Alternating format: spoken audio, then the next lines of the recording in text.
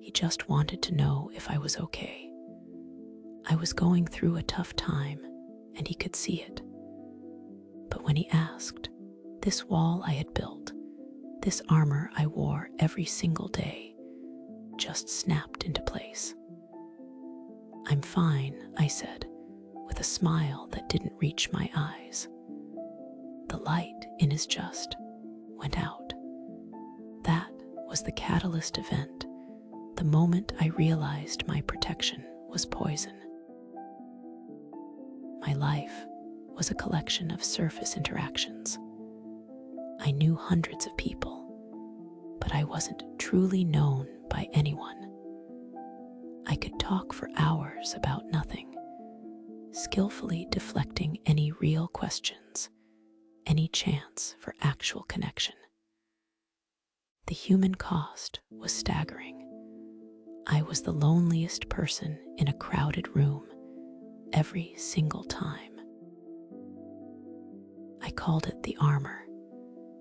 It was my fear of being truly seen, my terror of being judged or rejected if people knew the real me.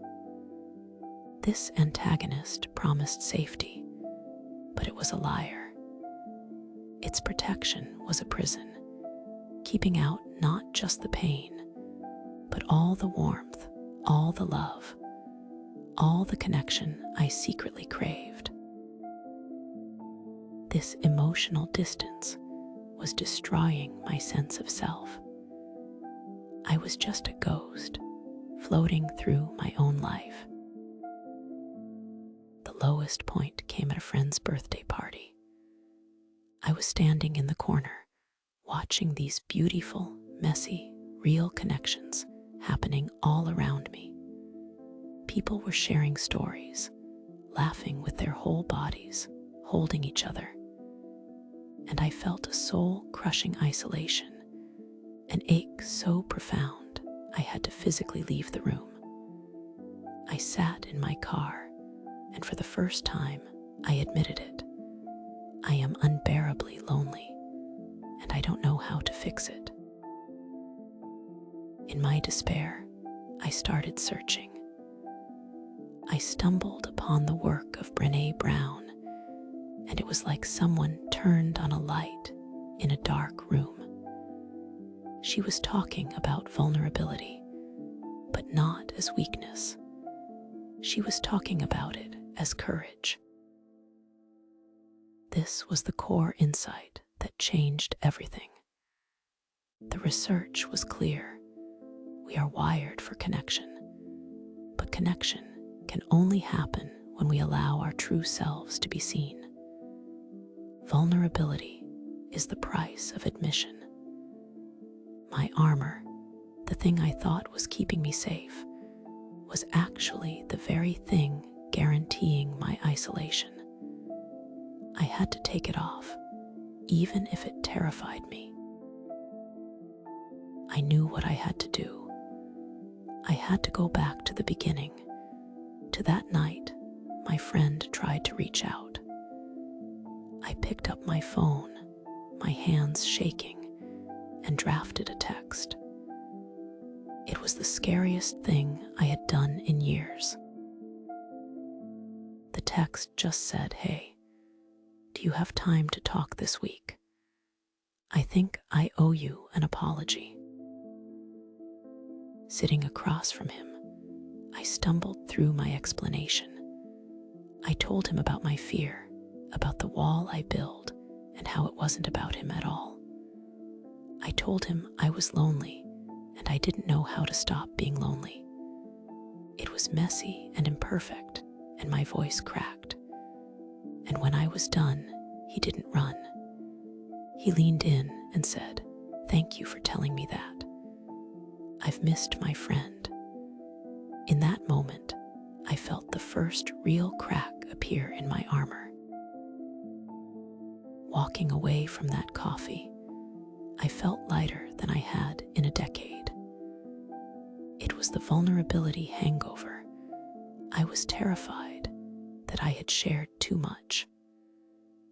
But underneath, the fear was a quiet hum of genuine connection, a feeling I hadn't realized I was starving for. I built a new practice. When someone asked how I was, instead of the automatic fine, I would try to give a real but simple answer. I called it my emotional weather report. It was a small, manageable way to practice being seen without overwhelming myself. Of course, the old habits didn't just vanish. A few weeks later, something at work made me feel like a failure, and I felt that old, familiar metallic coldness. The armor was trying to reassemble itself, telling me to hide, to pretend everything was fine, to push everyone away. But this time, I had a new choice. I sent a simple text, "Hey, having a rough day and feeling like an imposter." The reply came back almost immediately, full of support and empathy. In that moment, the power of the armor broke.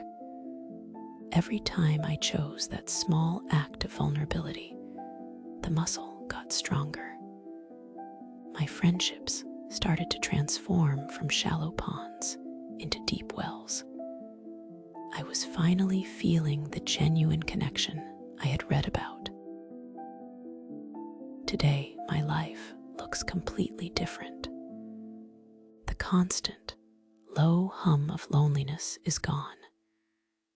It's been replaced by the warmth of real, authentic relationships where I can be messy, imperfect, and fully human.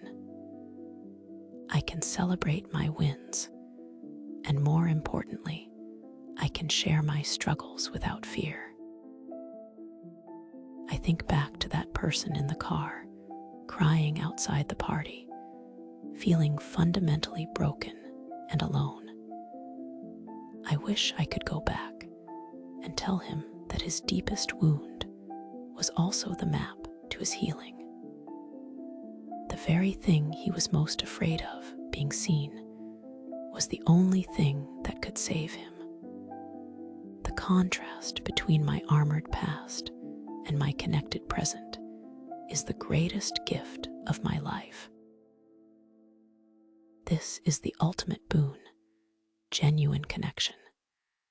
It's not a destination you arrive at, but a way of living. It's the quiet confidence that comes from knowing you don't have to perform to be loved. It's the profound peace of being seen for exactly who you are, and realizing that is more than enough. It's the feeling of home, not in a place, but in your relationships with others. The great lie I believed was that my armor would protect me. The truth is, my vulnerability is what saved me. If you feel like you're living behind a wall, please know that you are not broken. You are just wearing armor that has become too heavy. The path to connection is paved with small, courageous acts of vulnerability.